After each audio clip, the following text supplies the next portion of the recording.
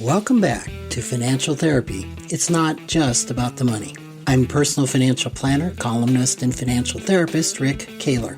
Research tells us that 90% of all financial decisions are made emotionally, not logically. For nearly 4 decades, I've been helping people make better money decisions. So what makes my financial worldview different from most financial experts? I blend the nuts and bolts of financial advice with the emotions that drive making them. Good money decisions are not just about the money. So let's get started with today's episode. Welcome back to another edition, and I am really privileged to have Celia Clark. I want to say Cecilia every time because I have a Cecilia that works with me. And it won't be the first time I've been called that, Rick. I met Celia at a training in Bristol, UK, IFS training. And we found out that we have a commonality in the specialties that we practice in that may not seem that they have much in common. And Celia is a specialist in eating disorders. And maybe, Celia, you can introduce yourself a little bit more as to how you got into that and a little bit about your practice. Yeah, sure, Rick. Yeah, so I work with eating disorders, disordered eating. I refer to myself as a food and body image specialist therapist. I run a private practice from my home in the north of Scotland, and I support adult women to heal their relationship with food and their bodies. I'm trained in numerous therapeutic modalities, but it is parts work that I have found to be the most effective for healing our challenges with nourishment. And it's through that internal family systems training that we met just a few months ago, Rick, and began to dialogue about, some of the parallels in our work, even though we work in quite different areas. Yeah, and I think I had made an offhand comment in the group that there's a lot of similarities between eating disorders and money disorders or problematic money behaviors. And it's something that I don't know much research exists around that. I think a few years ago, I ran across some research done by the University of Munich that suggested there was a correlation between being heavily in debt and being overweight. But outside of that, I don't know of a lot. And Celia and I had a wonderful couple-hour discussion on the similarities, and we came out with more similarities than I thought existed. So what I wanted to do was have Celia on the podcast today and just talk and flesh out these similarities between money disorders and eating disorders. And maybe to start it off, I just did a podcast recently that talked about the failure of financial literacy to really improve people's relationship with money or to really improve financial behaviors, with the point that oftentimes it's not about the money, which happens to be a subtitle of this podcast. And I suspect that there is probably a big similarity between more knowledge and actually really addressing behavioral change in an eating disorder. Yeah, Rick, I would absolutely agree with what you're saying there. I think there's a real misunderstanding around this cultural idea that health is all about body size, when actually health is about so many other things. But people get caught in this, caught in the myth that, in order to be healthy, all I need to do is shrink my body. And there's a huge focus on, dieting, restricting, limiting food intake. This kind of idea that all it is calories in, energy out, and that's as simple as it is, and that's all we need to focus on. But what we really find is that people's bodies don't work in that way. There are biological differences from one person to the next, and that equation just doesn't, it doesn't have the same influence across the board. So this focus on, shrinking our bodies in terms of, seeking health tends to create a kind of rebound process where we focus on restriction. We enter a sort of space of deprivation, and that then often triggers a kind of binge eating response. And the more that happens, the more extreme the behaviours become, and the more unwell we become. The majority of people who diet really begin to practice, behaviours that are very damaging, not just to physical health, but also to mental health. But because it's so accepted in our culture, it's often not recognised as a problem until it really is. Until people are really far down that experience. It's, yeah. And I wonder if there's some similarities there with money too, in terms of getting caught in these kind of cycles of sort of feast and famine. Yes, totally. And this is something that one of the examples I use when talking about money behaviors is that if a person, well, I probably should say, when we're talking about eating disorders, or I loved how you phrased what you do, but I didn't write it down.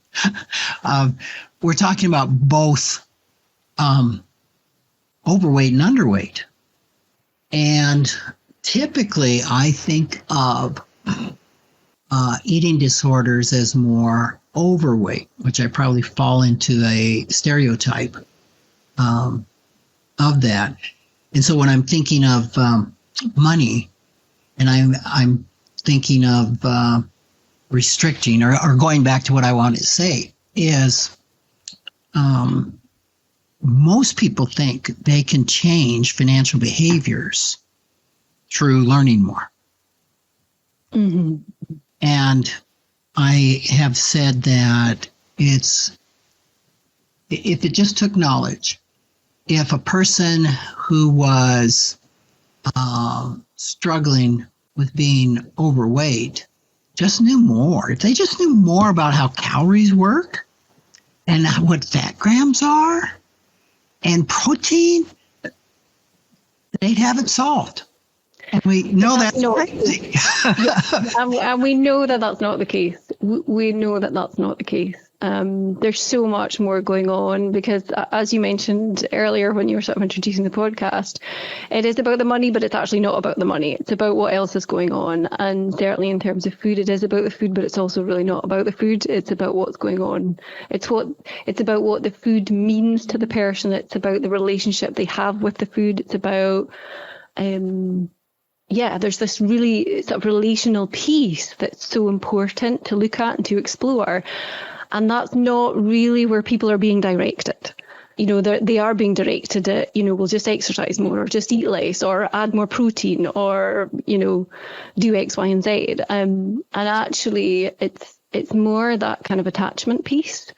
If we start looking into like psychology of it, it's more that attachment piece that actually is at the root of, folks' challenges with nourishment. Essentially what I experience, what I witness, my clients are bonding with food because there's unmet relational need in their life, and food becomes the replacement for that. And for those clients who undereat, it's actually the hunger that they begin to bond with. And that is the replacement for the relational need. And I'm sure, again, there's some parallels, in terms of your clients and their money challenges too, there, Rick. Okay, so my wheels are really spinning right now. There's no doubt with money that knowledge is not going to solve, and I use a number, have for years, 80% of money issues. Now, I have no research behind that 80%. There is a segment of people that more knowledge will help. Oh, I didn't know that I can't spend more than comes in. I didn't understand the impact of taxes or the need to do this or whatever it is, just more knowledge. The lights come on, they change behavior. And I suspect there's a segment of people with an eating disorder where the knowledge might be what they need. Yeah, it might be, Rick, yes. Maybe for a smaller number, but I guess the clients who come to me are clients who are really, really unwell. Exactly. There's often other layers of, earlier trauma, things like that show up in their presentations. So, just knowing what to do isn't going to cut it. Right. And that's so true, because if more information solves a problem, they probably don't even get near you because it's solved, right? And the same with me in the financial therapy aspect of what I do. Typically, by the time they see either of us, it's pretty well established. It's not about the food. It's not about the money. Mm-hmm. You were talking about this, the cycle, or the dieting, the restricting, the idea that this is simple in money terms. I just need to stop spending more than I'm making. And it's not that simple. And I also, for a long time, have related the restriction, the diet, going on I'm going to cut this out of my budget. I'm not going to do any more lattes. I'm not going to buy any more books.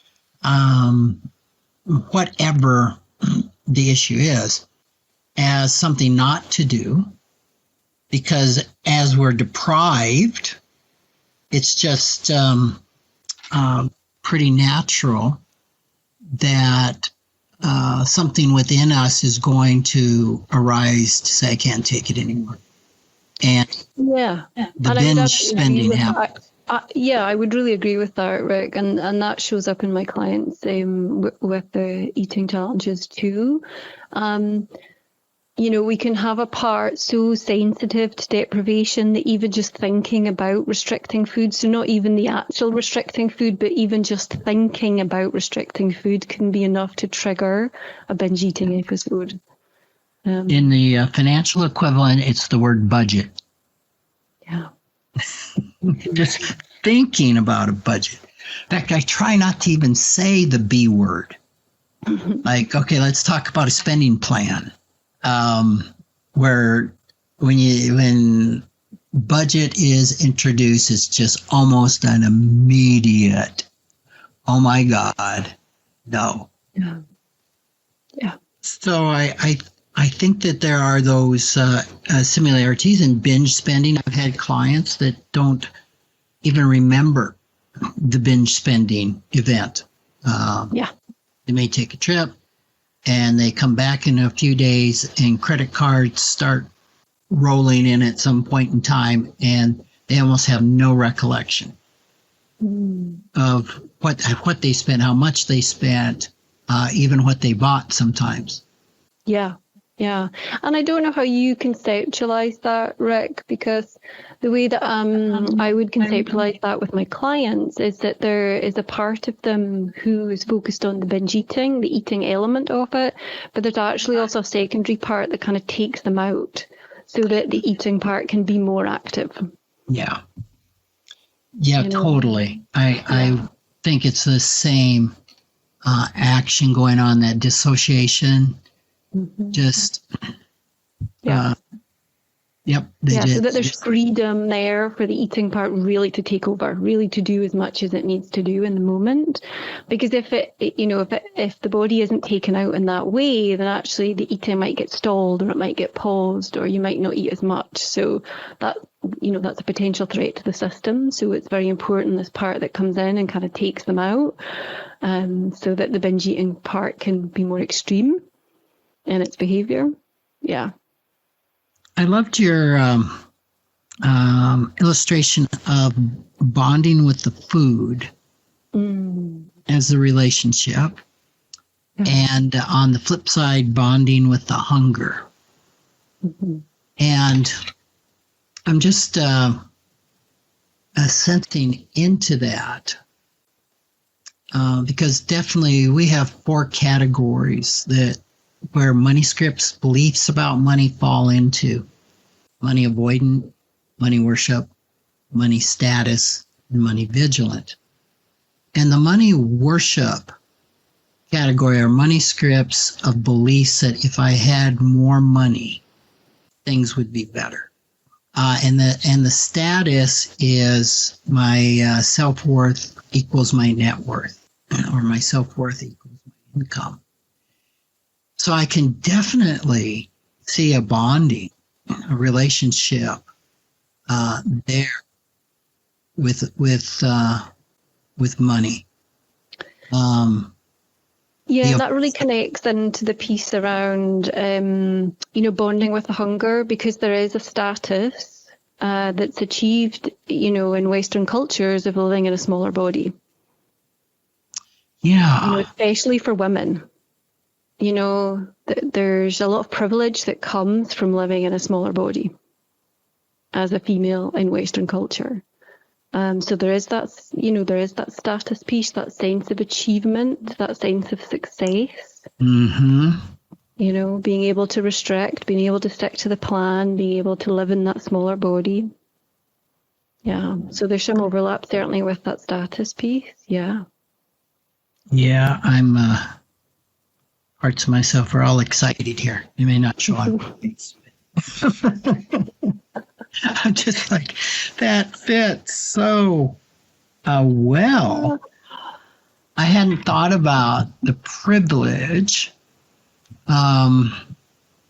There's certainly privilege of staying on the financial plan. Being able to save money, but I'm also thinking more of the privilege in status of being able to spend money for status that definitely can raise privilege on how I am viewed. Yeah, I think fits perfectly, right, with a thinner body. Yeah, definitely. Yeah, absolutely. Yeah.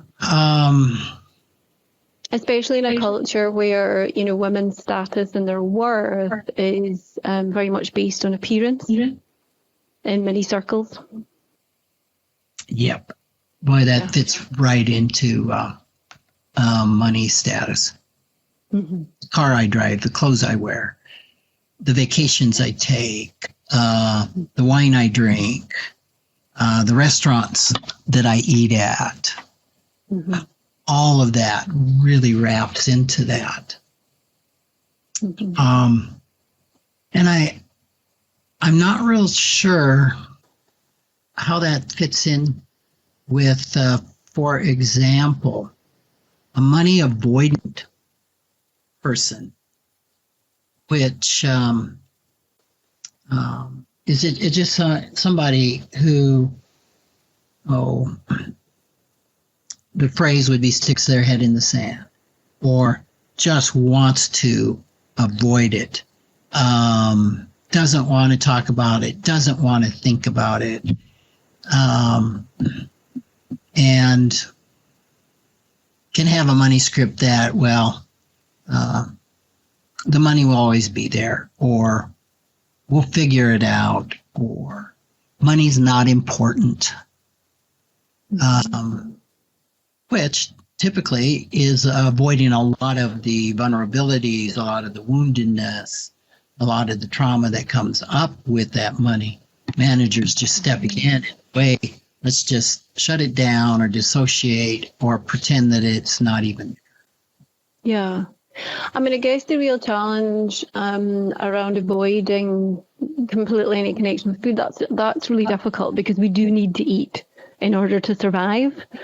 And I know we do need to kind of pay attention to money to some extent in order to survive. We have to pay for things most days, pay our rent, pay our bills, meet our basic needs through money. But in terms of avoiding food, it's really, really difficult because, most of us need to eat at least every 2 or 3 hours when we're awake. So there is this constant reminder that it's hard to get into that kind of avoidant place. We can maybe be avoidant about the problem, about talking about the problem or addressing the problem. But in terms of being able to avoid food completely, it's really quite difficult to do that given that we do need to eat pretty regularly during our waking hours. I think that's a huge similarity between food issues and money issues. Is we also can't avoid using money. We can wish that it wasn't there. We can wish that we didn't have to deal with it, but money touches everything that we do. Yeah. So it's kind of a misnomer. And I think that's what makes money issues and food issues so similar, because we need both of them. Mm-hmm. Yeah, we do. Yeah. So what is the successful plan in, you can't avoid it. You can't avoid food. You've got to have it. So it's something that needs to be addressed. And I hate to use the word manage.